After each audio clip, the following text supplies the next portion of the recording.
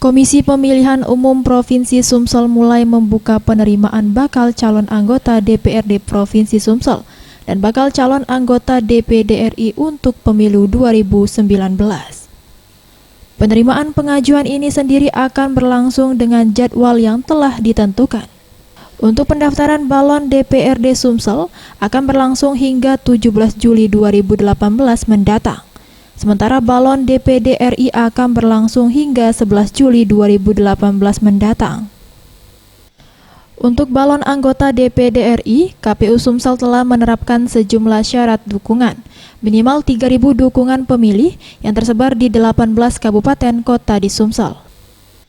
Balon DPD RI juga wajib menyerahkan syarat dokumen pribadi seperti identitas, tingkat pendidikan, surat kesehatan, dan SKCK sebagai bukti tidak cacat hukum.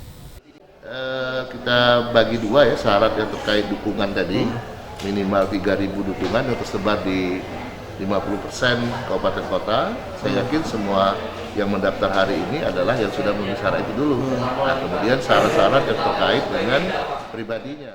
Syarat tadi sudah diteliti, ya cukup semuanya Pak ya.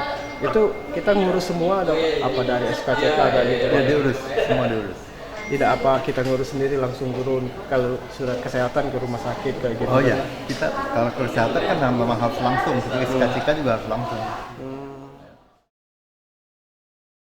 Tim Liputan Sriwijaya TV.